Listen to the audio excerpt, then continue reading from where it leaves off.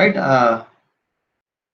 In the last class, we have started the discussion on how the voltage will build up in the DC machine, right? In that discussion, we discussed the first point. The initial MM should be very good. So then only the machine can build up the voltage. And the next point to that one,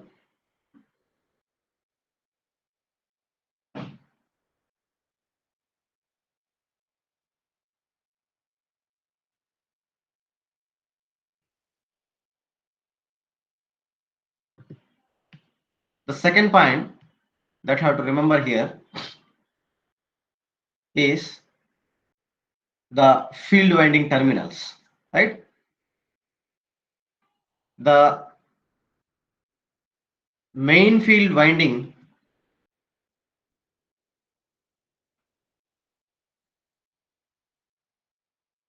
polarity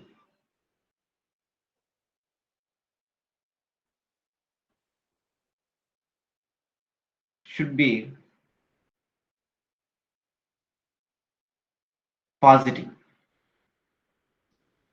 That is, for increment in the current, for increment in the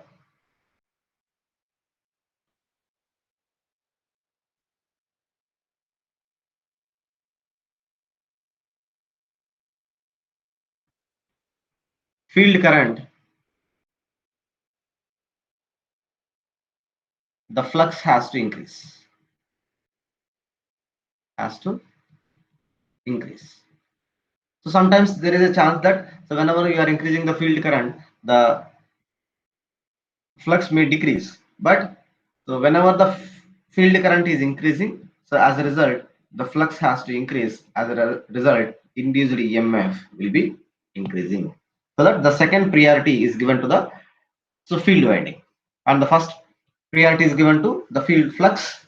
That is the initial MMF, and second one the check the polarity. Right. That means if in the first point we have added that the residual flux, that is the initial flux, that is available in the machine is the residual flux.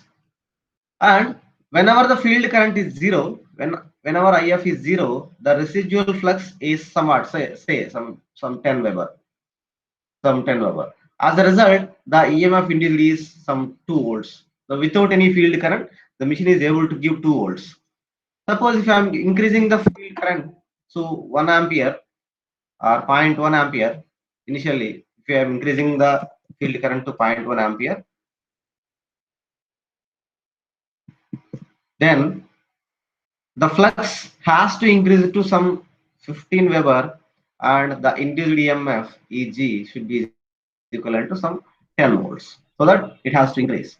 And if IF is equivalent to some 0.2 amperes, the flux has to increase to some 20 Weber, and the induced EMF has to increase it to some 20 volts. So like that, it has to increase continuously. So more the field current, more will be the flux, and more will be the generated EMF. Like that, it has to operate. Right? That is the second most important point that you have to remember from the DC machine. And the third one is the field winding resistance. The field winding resistance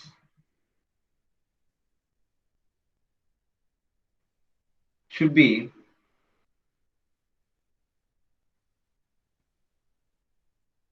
less than the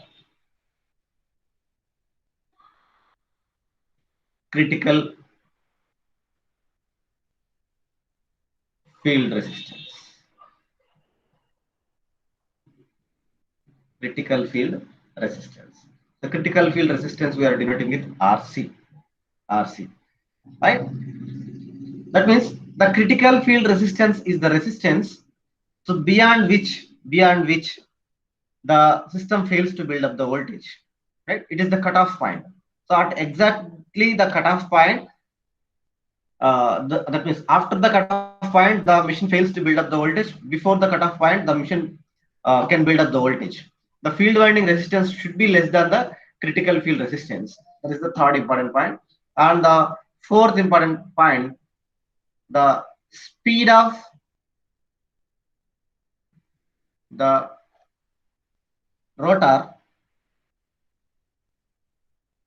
should be more than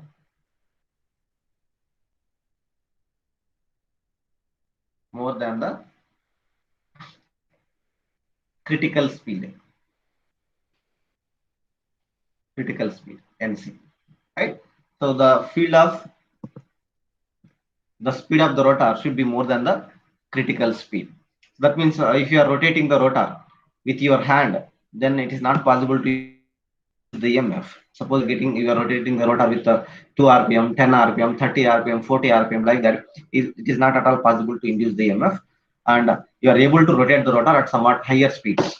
Maybe 500 rpm, or maybe 700 rpm, or maybe 1000 rpm, like that.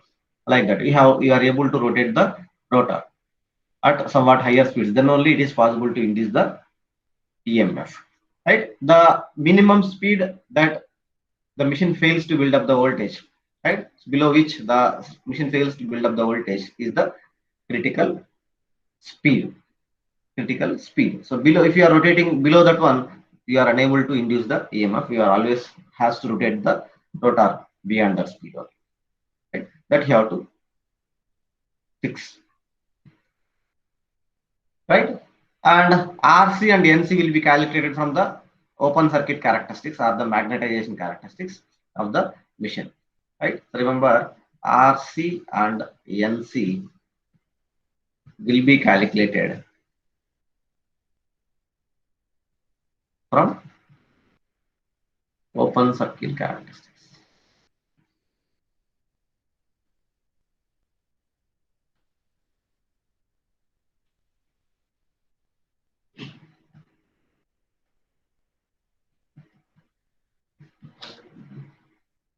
And the fifth point is, even though if you are satisfying all the four conditions, so the first condition, you are maintaining the initial MMF very high, and field winding terminals are very good, and the critical field resistance is less than the field winding resistance is less than the critical field resistance, and the speed of the rotor is somewhat more than that of the critical speed. Even though if you are satisfying all these four conditions, sometimes the machine fails to build up the voltage, right? And you have to check further what's happening there. And the next point that you have to check here, check the load. That is, the load on the rotor should be less than the critical load. So critical load is the load beyond which the system fails to build up the voltage. So that means you should not overload the machine. That is, should not overload the machine.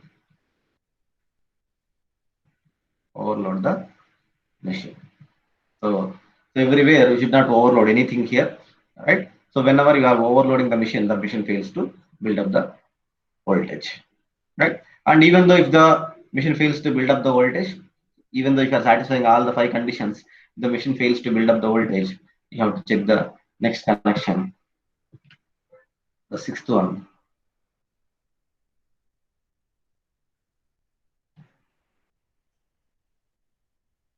Check the brush contacts.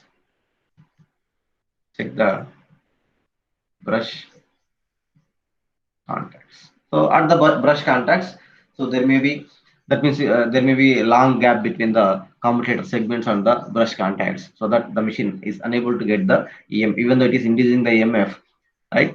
So you are unable to get to the load, external load, right? So actually it is developing, but we are unable to get to the external circuit. So that check at the brush contacts. So that these are the points that you have to remember, the reasons why the DC machine fails to build up the voltage. Right? Have you understood this?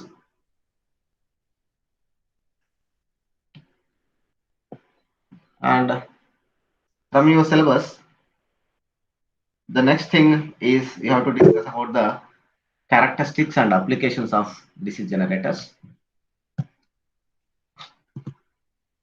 We'll see the characteristics of DC generators.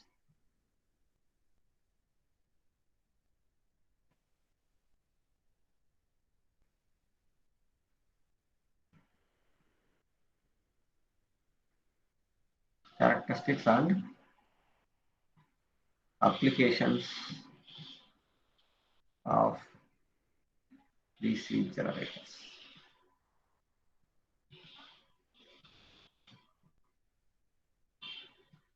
The first characteristic is the open circuit characteristics. Open circuit characteristics, or it is also called as the magnetization characteristics. Magnetization characteristics. And the second characteristics is the internal characteristics. Internal characteristics.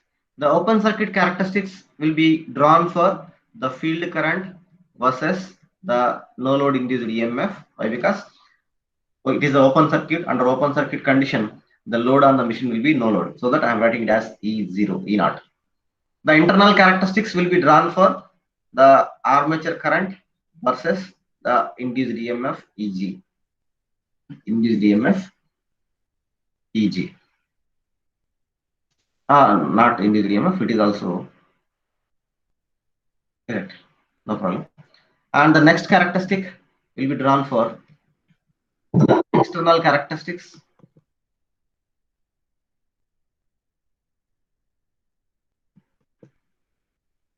External characteristics.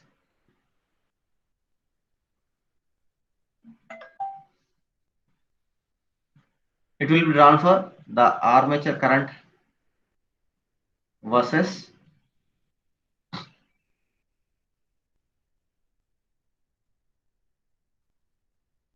the terminal voltage V, and the last characteristics will be drawn for,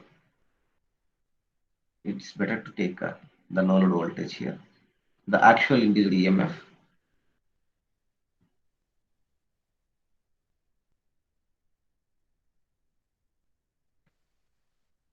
Can I call it as E0, and here it is EG. Let me explain why it is E0 and EG for internal and external characteristics. And the last one is the load characteristics.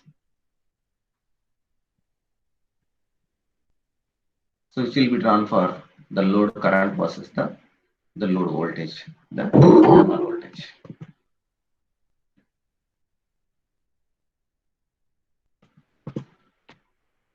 So first of all, we'll see the open circuit characteristics. It will be common for all the machines. Common for all the types of DC generators.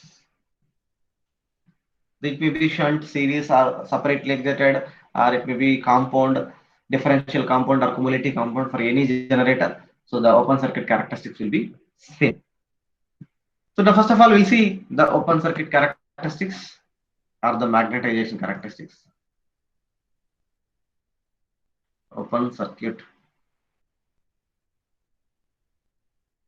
characteristics are magnetization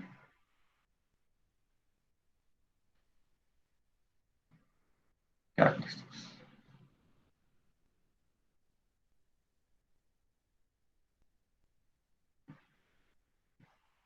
To plot the open circuit characteristics or the magnetization characteristics,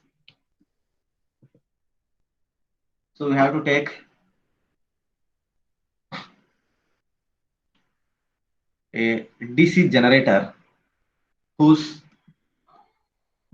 rotor is not at all connected with the load. Right, it's already time up. I think it's time for the next class.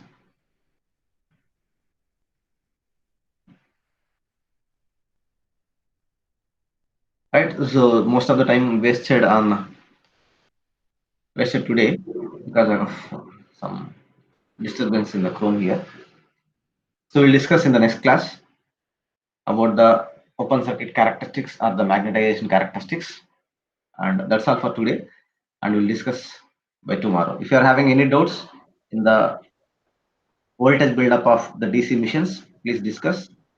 Otherwise, we'll conclude and we'll discuss tomorrow.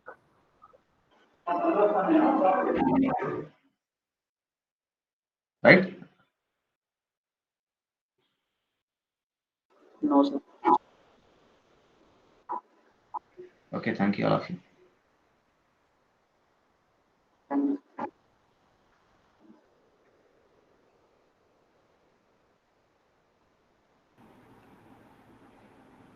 Good morning, Amma. Okay.